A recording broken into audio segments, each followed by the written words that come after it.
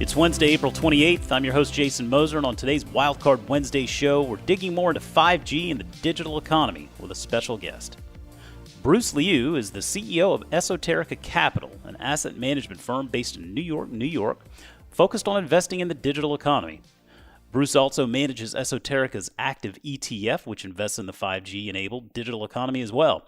Prior to Esoterica, he was a portfolio manager and partner of Phase Capital, as well as an equity strategist at Wisdom Tree Asset Management and a sell-side equity strategist at Sanford Bernstein.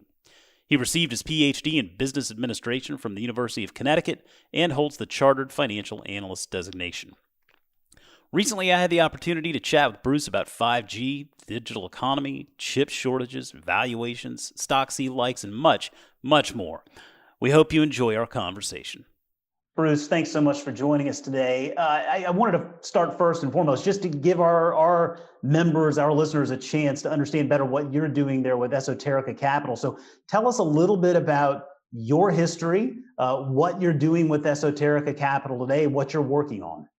Okay, thank you for having me, Jason. It's nice meeting you today. Absolutely. Just a very brief introduction to Esoterica Capital.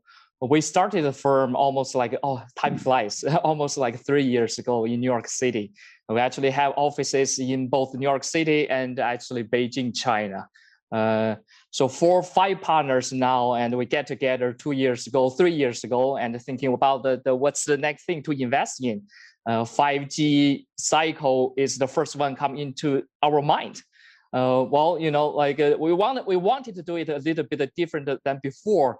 We used to be the hedge fund, portfolio managers, research analysts. This time around, we saw the opportunity to launch an ETF, really serve the retail market. I always joking with the people, my mom missed the 4G cycle. I don't want her to miss the 5G cycle again. So how about create an investment vehicle? It's easier for her to put all her money in. Here we go. So that's really what was driving us to do this. And we launched the ETF, WUGI, actually just like at the end of March last year. It's been a year. We were very, very lucky. We got into this. Well, it's ironic. We got into the pandemic, but our investment strategy actually benefited from that a lot. The whole digital transformation thing, people realize how valuable that is. The portfolio was benefiting. We had a fantastic run since the end of March last year. So that's who we are. Yeah, I mean that's a great observation you made there. Just a year ago, launching the fund. That was a really crazy time back in March and into April. We saw. Just an unbelievable situation there with the bear market. And I would imagine launching that fund, you probably got it at a time where you were able to get some pretty good deals, along with really investing in a lot of the companies that since then have proven themselves to be really instrumental in this digital economy. There's a lot of crossover between your portfolio and the stocks that we recommended in our service. And I want to talk more about that. Real quickly, I did want to ask, so the ticker WGI, what does that stand? What does that mean? There's a meaning there. I want to know what it is. There is actually. That's how you pronounce 5G in Chinese. So when you go to Asia, Hong Kong, Taiwan, China, when you say Wuji, and people know you are referring to 5G. See, I knew there was a meaning there, and I'm glad I asked. That was just something I saw, and I thought, man, there's got to be something there, and that's perfect. Yeah. Great to when know. We were thinking about the ticker back then, and it happens that WGI is available. We thought, why not? It's interesting. It's fun. That's perfect. I love it. That'll be very easy to remember. I guarantee you, I will never forget that personally. Thank you. Well, let's talk a little bit about 5G, because that's really what our service is all about. It's investing in 5G. And something I noticed with your fund that is very similar to the service that we run here. And it's something that when we started our service here not all that long ago either. It was shortly after it looks like you started your ETF, but we approached it with a very similar philosophy. And it's not just about investing in the companies that are building out the infrastructure, the tower companies, the chip companies, the infrastructure companies, but it's also about all of these companies that are benefiting from the technology, right? These companies that are helping to build this digital economy that seems to be unfolding right before our very eyes. I mean, I wonder why, in your mind, let's just imagine the pandemic never happened. 5G would still be happening, and it would still be important. Why do you feel like the 5G economy is so important? That's a very, very good question, Jason. And we got to ask a lot about that. You know, what do you see from 5G? Why not just invest in the carriers? You know, like guys like Nokia, Ericsson, those like infrastructure, like hardware makers. We see 5G a little bit different from probably some existing products out there. And I always use a 4G cycle as a very perfect example to make my case. So think about the 4G cycle in US. We started the 4G cycle back in 2009, I believe. You know, also, you know, right after a recession or in the middle of a recession, they're very similar to how we started the 5G cycle. The significance of 4G is what? And I keep asking people, it really created a mobile internet. Yeah. Mobile internet economy globally. US started the first and export that to the rest of the world. We saw how that has changed the world, how that, you know, changed how people, it's 4G is more about connecting people. That changes the way what we communicate, we consume information, we entertain ourselves. That's the significance of 4G. Not only with the 4G technology itself, not only with the, you know, Nokia, Ericsson, Huawei, those guys who build the 4G infrastructure, not only just with the AT&T, Verizon, who provided like 4G services, it's bigger than that. Transition from 3G to 4G, that was disrupting the technology ecosystem, infrastructure, right? From the very bottom to the very top, from the semiconductors, from the, you know, computing architecture to the software, how we deploy the software, and until the applications. That's where you got the Uber, you got, you know, Netflix and Facebook, Instagram, all those new things. I think that's the significance of 4G. Okay, now 5G. Looking back now, it's, you know, for 5G, it's no longer a question we're going to do it or not. It's just like, you know, how long this 5G cycle is going to last. Right. How much value creation is driven by 5G. Well, also, I want to make a case, you know, we call this like a 5G cycle, not just 5G technology itself. There is a reason behind it, because that's a combination of all kinds of technologies together, not only just the 5G itself. You got AI, you got edge computing. We can go on, and I'm going to talk about that, you know, later on. We can you know, get to the details. And just looking back, 4G is just a special case of 5G, in my opinions. 4G is connecting people. 5G, the significance of 5G is connecting everything together. That's what the purpose of 5G. You connect more things together, you do it much faster, and there's low latency. Yeah. Meaning like you really can do a lot of things in life. You know, you feel like you're just like you and me right now talking, and you know, when 5G is really here, we have the AR, VR capacity. We you know, we don't need to go to the meetings together anymore. Really, I think that's where the promise of 5G. And when everything connected together, what's the meaning of that? What's the true thing behind it? We generate tons of data. Oh, Jason. No, I mean, you hit on something there with the data, and it reminded me of a question that one of our members asked me recently in regard. One of our recommendations in the service is a company called DocuSign. I'm sure you're very familiar with it. Of course. The question was, why does 5G, how does DocuSign, a company like DocuSign, benefit from something like 5G? You know, 3G technology, 4G technology, that's enough to send documents back and forth. And they're right. You know, I mean, it's sending things back and forth. The technology needed for that is not really very, very complicated. But my point in the answer that I offered was, number one, it's not about what DocuSign's doing today. It's about what DocuSign is going to be doing tomorrow, and a year, and 5 years, and 10 years from now. But I also it made me think of a traffic jam. I'm living here in Northern Virginia, and I'm sure you up in New York, you're very familiar with traffic jams. But really, 5G, it's about building more lanes. It's about accommodating more data. You just said it right there. It's really the amount of data that is being transferred today is just monumental versus what we've been used to. Exactly, Jason. We got used to 4G mobile internet. Our life, personal life, is all already digitalized already, right? You do everything online on your phone. It's all digitalized. But the world is so much bigger than our own lives. A lot of like business applications, manufacturing sites, and just so many things that have not been digitalized yet. The promise of 5G is actually just to digitalize every aspect of our life, our economy. That's why we call this a digital economy. We are really onto the path of digitalizing everything, in our life. So that's the value creation of 5G. That's why in this cycle, in our mind, we just, the 5G cycle just started.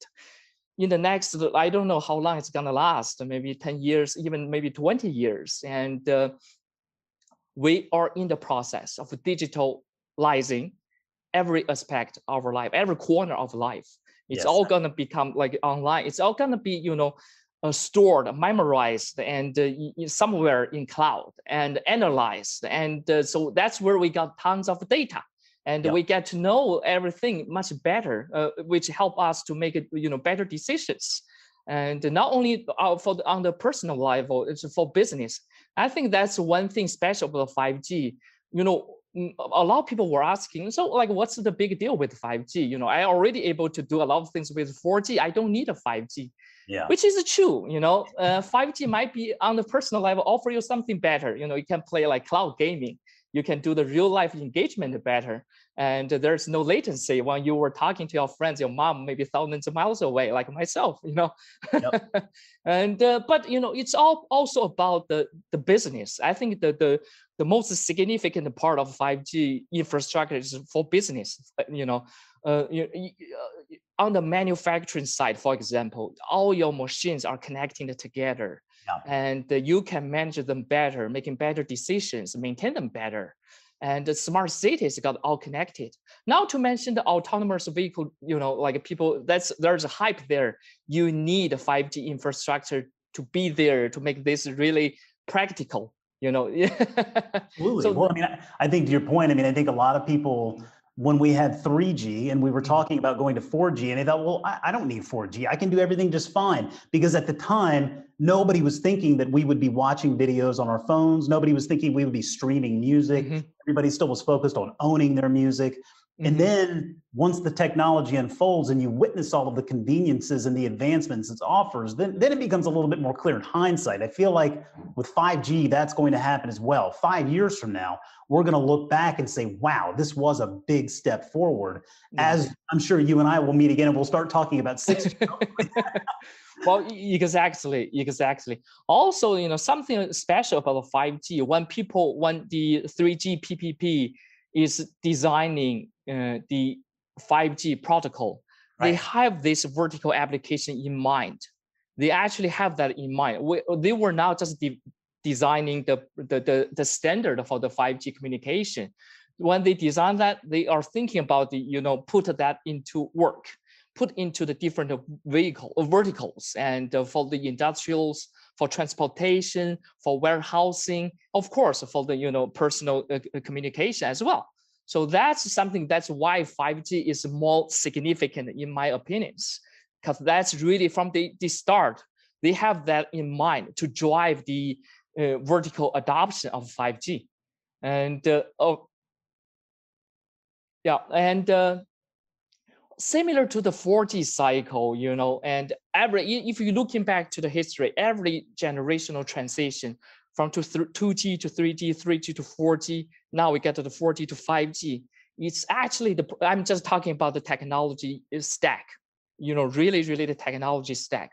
Right. It's a process of disrupting the legacy infrastructure, creating the new ones. I'll give you one example, now what a 5G, we spend so much money, energy on like getting the 5G out there. what it really improves is what? Is the speed, capacity, latency from your phone to the radio access network, right? So that's what that 5G really improves. But that's not the whole thing. Think about it. Whenever you want to use an application, you start on your phone, the signal, the data goes to the radio access network, but it has to go to the central cloud, right? Go to the server.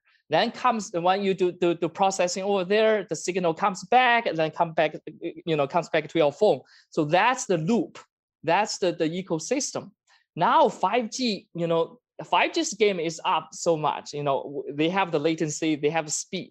So you have to improve the latency, speed all over the place to realize the promise of 5G. Yeah. So that's another, like, purely from the technology perspective, that's the thing. Sometimes people are missing that. 5G is not only that small part. 5G means the whole thing. So now the legacy infrastructure, may now be able to keep up with this, the requirement for the speed and the latency. So you have to, change the way you do your, we call it the computing architecture. So in our mind, computing architecture is gonna change. Right now, just very traditional data center, you put all the servers there, you stack all the servers there. Whenever you have new workloads, I need more servers, and everything goes to your CPU. You do it there, and that's in the central cloud, right? Then it goes back to your, I don't know where your edge devices are, but that's the process. Well, in the 5G world, that's no longer working because it just takes so much time, for the data to move from for example, your phone to the central cloud and it comes back. And also, imagine, we mentioned this earlier, going forward, we got tons of that data from all over the place. Just think about all the data just going through this back, from your edge devices and to the central cloud and comes back. This is not just now the efficient way to do things. So that's why, it's changing the computing architecture, even from the semiconductor level. Oh, yeah. That's why, NVIDIA and AMD, and they all coming up with these new solutions. And sometimes you heard about DPU, data processing units. Really, GPU is no longer new, and the smart NIC.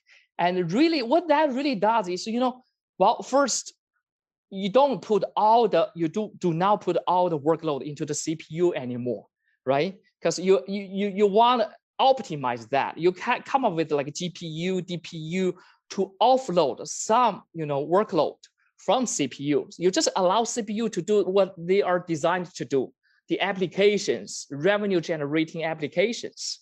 Well, let other like GPU, DPU to do other data handling things, like, AI, machine learning, you let the DPU to do that. Or like a network accelerator, you let the DPU to do that. That's where the world is going.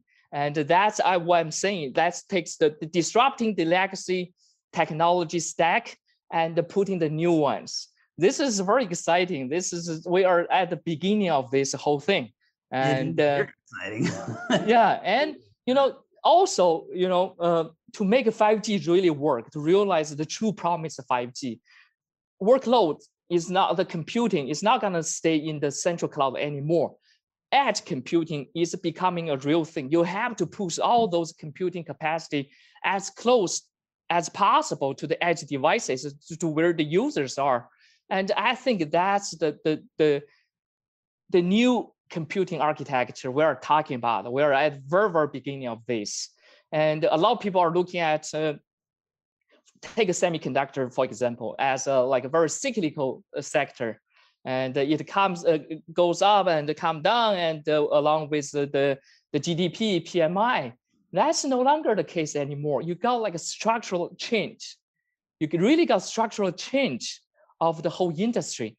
The need for semi-content is growing exponentially from here, just because of those 5G, AI, this digital transformation we're talking about, we're going through. 5G is driving that. 5G is an enabling technology. that's why we try to sorry, I might throw too many concepts there. No. This is really, you want to connect everything together. You really want to connect the dots. I think that's what you're doing, and that's what we try to do every day, every week with our services. It is a very big concept to grasp, and we've talked about things like Internet of Things and AI, machine learning, AR and VR, cloud and edge computing. And that's one reason why I was so excited. One of our recommendations in the service is Cloudflare, and it's just a company. We love the company. We love the company. Fun as well, and I was very excited to see that crossover. Listen, you have a lot of great ideas in your fund, and I've been through it. I've looked through the holdings there. I'm excited to see the names that we own. I'm excited to see some of the names that we don't own, because you're giving me some ideas to dig into. I wanted to ask you, maybe we could talk for a few minutes about a couple of the holdings in your fund that you really like. Are there a couple of stocks, a couple of holdings in that fund today that you're really optimistic about, or a couple of ideas that you feel really positive about? I mean, obviously you like them all, but are there any names in there, any companies in there that stand out to you? Well, you say the holdings. So like top positions are our high convictions, like C, that's a Singapore-based, e-commerce / gaming / payments. That's on the, application of part. We imagine the company. Now it's because 5G is not there yet, but you can envision what kind of like applications might prosper and grow bigger. And in the regions that actually like, the right regions to do that. We see stands out for us. They really serve the customers in the Southeast Asia and sometimes in Latam, by giving this like mobile gaming. Just think about it, when 5G comes, that we can imagine that part is just gonna grow in even more. Then they add e-commerce onto that. E-commerce, no doubt, is gonna benefit from 5G. You're gonna switch from the traditional e-commerce to the new e-commerce. Right. So that's something we write a lot about that. People can go to our website and our Instagram and LinkedIn to take a look. We share that on a daily basis. And digital payments, and when the whole world is gonna go digital, there's no doubt you have to make your payment work in the digital way. So they really occupy three big themes. And long-term themes. So that's why we like the firm. Of course, we did our research, and we understand the management team. That's a high quality management team. Yeah. Just look at their execution in the past like 4 or 5 years. Fantastic. At the end of the day, this is people business. You have to have the right team there. Well, that's one. We go down the list, you can see a lot of like high quality semi names, and we like them. That we mentioned, semi is such an important component to really drive the digital transformation, to really build a new infrastructure. Starting from TSMC, AMD, NVIDIA, Marvell, Qualcomm, those are our core holdings. But today I want to give you a new name. It's not in our portfolio yet, but we just love the company. We are actively doing research. Hopefully, Acronics, Acronics, ACEV is the ticker, is still in a SPAC. That's so far it's a very small cap. They're not a de-SPAC yet, but just take a look at the fund company. They are the only independent high-end FPGA company, a semiconductor company out there. They really compete. The other two high-end FPGA companies, Xilinx and Altera, all acquired by the big boys. Right. And this is the only independent one. They very much specialize or focus on this, data accelerator, the stuff we talked about earlier, to support offload some workload from the CPUs and focus on those, workloads, computational storage, artificial intelligence, and the machine learning. So, and also, being very flexible and power efficient, high performance. You can deploy all those semi solutions to the edge computing. They serve the end market from AI, machine learning to 5G, to autonomous driving. And that's the company we like. You just, no matter who is gonna build what kind of like awesome solutions out there, you kind of need their, chips. That's the companies we're always looking for. And so we feel like that's a very interesting idea. It's a growth story. You can say, the huge potential once we get onto this path. But also that could very well become a, M&A target. And just think about, I throw something out there. NVIDIA. I wouldn't be surprised someday NVIDIA takes a look at, okay, in my portfolio, I actually need some like FPGA solution. This is just perfect. So that's why, we like the firm. Yeah, well, I mean, I love NVIDIA too. It's one that I've recommended in another service. And it's going to be very interesting to see what this antitrust process reveals in regard to the acquisition, because I'm still not actually convinced that they're going to let that acquisition happen. Given NVIDIA's status in the industry, it is such an important business with not only a lot of important technology, but a lot of customers that really depend on them. So it'll be interesting to see how that antitrust and process goes. And you mentioned some other companies in there, Xilinx, which is a recommendation in our service, and so we're watching Xilinx go through that acquisition, where AMD, Advanced Micro Device, bringing in Xilinx, and then another one that I had really liked, and I was thrilled to be able to get it in early, was a company called Inphi. And Inphi also recently acquired by Marvell Technology. So very excited to bring Marvell into our portfolio as well. And so when I saw all those in your fund, I thought, hey, that's great. I love to see that kind of crossover. But then it made me think that this chip shortage has been pretty interesting to follow. And to your point, I mean, I think we're hitting a stage here where the cyclicality of the chip space, of the semi space, is going to, maybe there will be some cyclical nature to it, but it's not going to be as pronounced, I think, because to the point you just made, they are so crucial to everything that we do now. I mean, I've seen for cars, for example, I mean, it's not uncommon for a car to have 50 to 75 chips in it. So I wonder what are your thoughts on the recent chip shortage and how that's playing out in the market today? There are both, in our mind, there are both like a secular and cyclical factors contributing to this, also like geopolitical things. And we can think of three things. First, of course, you get this inventory building. When everybody is say the pandemic is going to be over, people are overbooking. So that's the nature of that. That's contributed to the shortage of the chips. That's for sure. And also, 2 years, it's almost like 2 years. And, US, China, this is semiconductor, like, we call it a semi-war. We actually wrote a series of like thoughts about it. Like, so that actually transforming the semi supply chain. Back then, global semi supply chain is very unique. Is a very standard one. And, and now this new thinking into this, that does have some impact on the global semiconductor supply chain. We actually believe that contributes to the problem a little bit as well.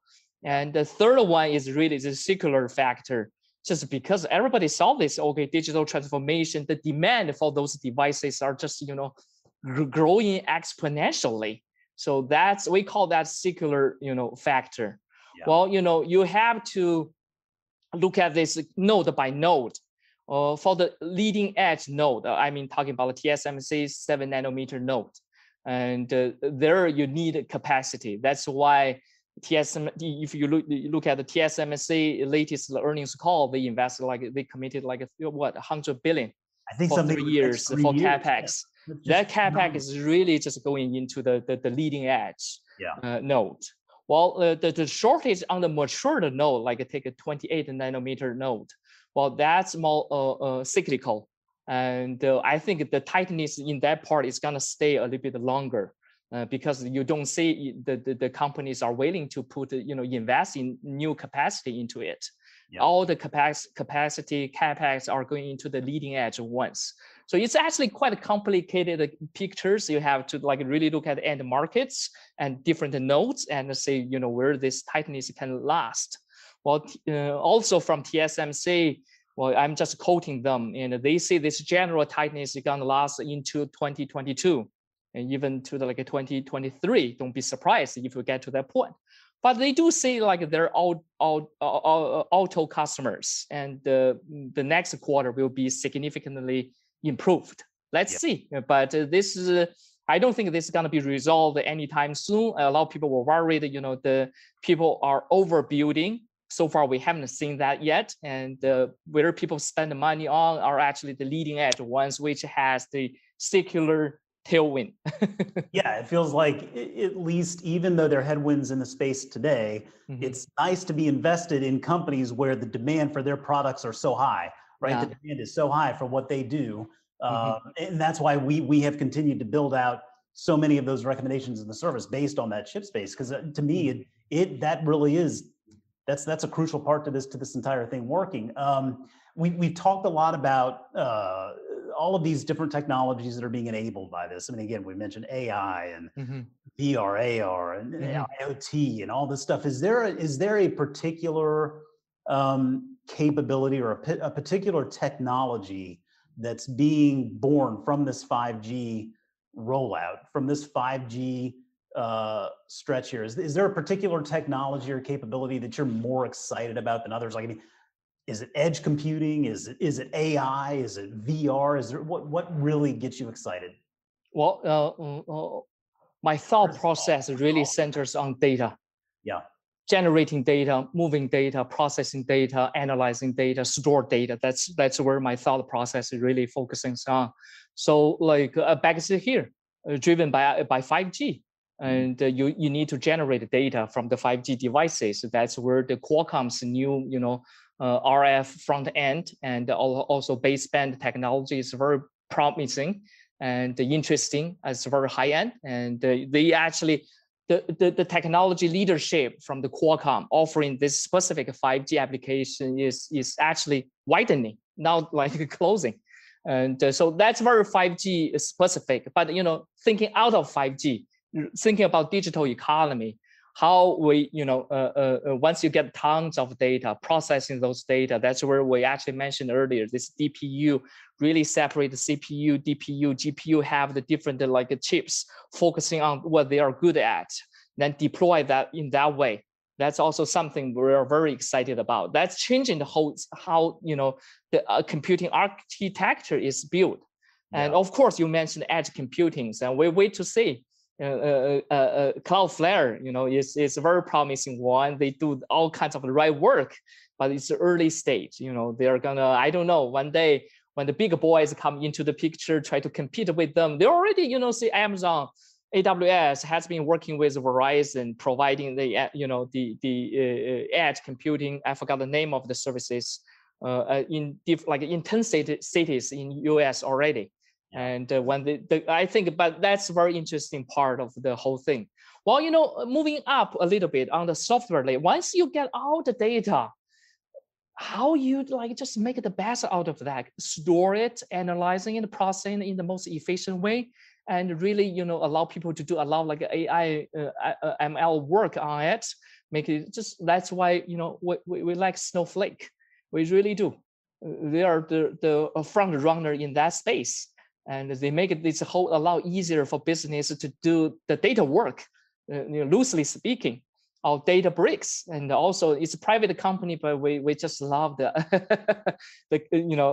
although it's just private, we already started doing work on them. So try to understand, once they go public, when the time is right, we want to put it in. That's where the most exciting part.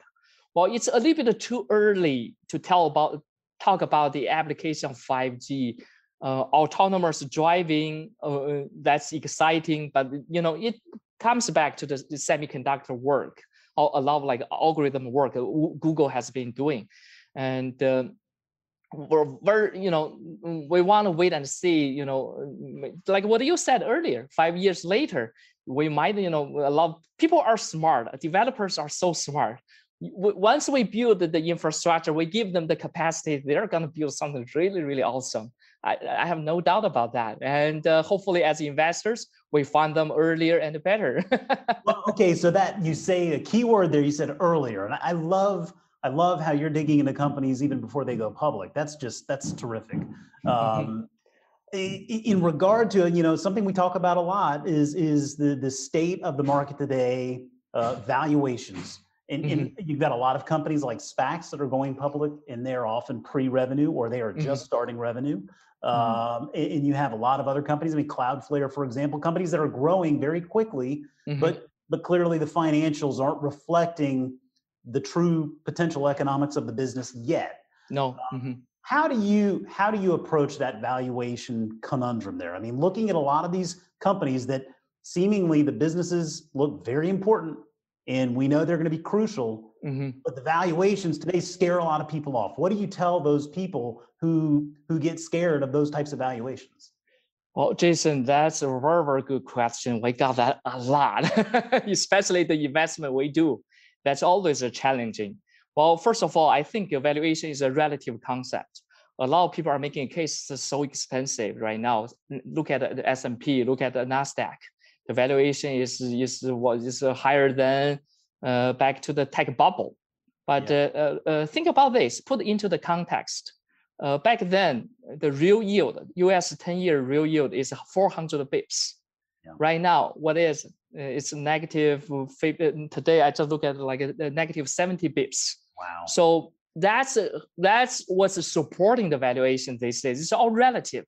So if you look at the equity risk premium, really taking into account this, free rate, it's not that crazy. I'm not saying it's cheap, but it's not as crazy as it sounds. So that's the first thing.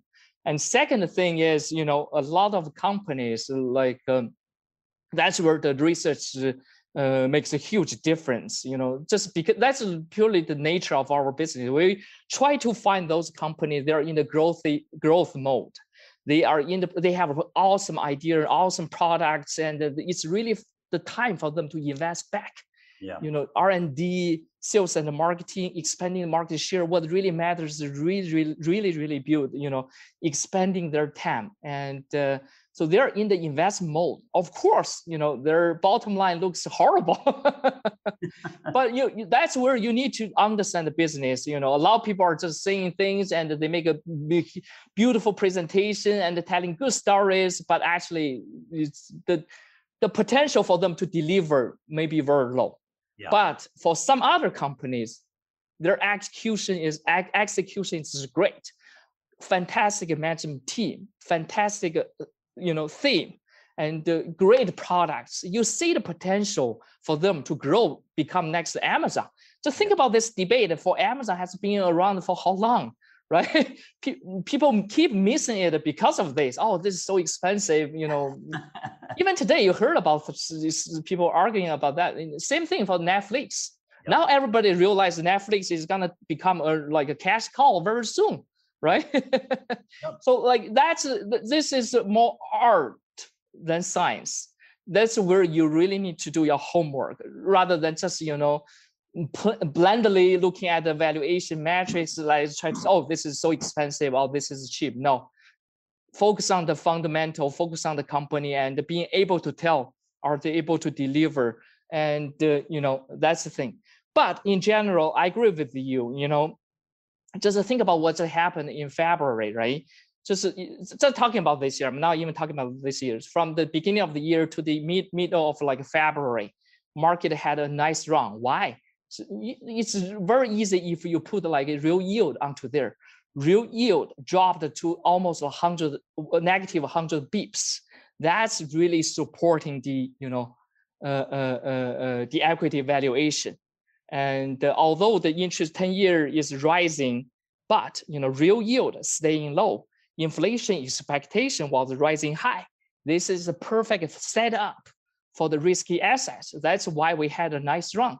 But since the middle of February, the dynamic has changed. Now everybody knew that. But if you focus on the chart, I should share a chart here. Actually, we have very telling chart. We even wrote about that. Since the middle of February, 10-year treasury yield kept rising up, but the dynamic has changed. That was more driven by the rising up of real yield, which in my mind is a proxy for financial condition. Financial condition was tightening for many reasons. Japanese buyers who didn't want to come to the market. We had a horrible 7-year, auction. People, you got tons of narratives out there, but that's what's driving that. When that happens, when real yield was rising up fast, we within almost just 2 weeks or even just 1 week, it rose up from negative 100 bips to almost a negative 50 bips. That's a huge change. Well, when you have the real yield was rising up, who is more vulnerable? The long duration assets, a lot like growthy, stocks, because your term value decides your valuation. So that's why we call them long duration assets. Also, the expensive ones, because this real yield was supporting your valuation now, and it's less supportive. So market was in a mood of shoot first, then ask the question later. So that's why we went through this. People call it a huge rotation. It's really just killing high growthy, expensive stocks. It happens to in all those thematic portfolios. So that's what was happening. So going forward, I think for the I still believe if you have a long-term view, stay in the lane. Stay invest in the hyper growth companies. This is where the future is. Well, you have to be very mindful of the valuation now. Well, if you don't think real yield is going to go back to the negative 100 bips, which we don't think that's the case. If you don't have that, but real yield, hopefully it's going to stay in a tight range, stable but still low. Like say for my assumption is, in the near term or midterm, 10-year treasury real yield might stay in the range around negative 50 bips, which is historically it's still very good. It's still support the risky assets, but not good enough to support the high flyers. So I feel the high flyers, the companies are, I call them dream stocks. You have to be able to tell who are the real deal, who are the dreaming stocks. And I don't think they are going to go back to where they were back in January and February. They're under a lot of pressure. But the high quality ones who can deliver the growth, you can see gradually they're going to come back. So that's my thesis. That's how I look at the markets and how I pick my stocks. I love that. I mean, it's very much in line with the way we think here, not only in next gen super cycle or service, but really the Motley Fool, generally speaking, we believe that time is the individual investor's greatest advantage, or at least one of them. Being able to be patient, finding good businesses, and then taking that 5 to 10 year time, that view that gives you the freedom to weather those ups and downs, because we know those ups and downs they're going to happen regardless. But it certainly sounds like you think about investing the way we think about it too, and that's why this conversation has been so fun. Bruce, we're at the beginning of the whole thing. We are at the beginning of the whole thing. I keep telling my friends, don't be afraid of the volatilities. Don't gamble. Don't take unnecessary leverage. Don't even take leverage. Finding let the company's leverage work for you. That's why I always keep telling my friends, finding those companies, let them work for you. I think that's absolutely the right way to look at it. Like we told so many folks, is if you want to invest in 5G, if you wait until 2023 or 2024, you're going to be too late. You have to start now, because it's starting now. It's going to take a little while. I think a lot of folks think 5G is just like hitting a switch, and it's really not that way at all. It's going to be something that is going to be a slow process and evolution, so to speak, here, I think, over the next decade. Certainly the next 5 years ought to be very exciting. Also, finding the right exposure. We do not like 5G hardware makers like Ericsson, Nokia. We don't like them. We do not like carriers, and we can go on and on, but we don't even like the smartphone makers in this time around. Think about the 4G. Smartphone is from 0 to 1, right? That change is significant. But from the 4G to 5G, it's no longer from 0 to 1. It's just like a replacement cycle. So instead of betting on the smartphone, betting on the semiconductors in the phone. And the companies licensing that technology, companies like Qualcomm. Exactly.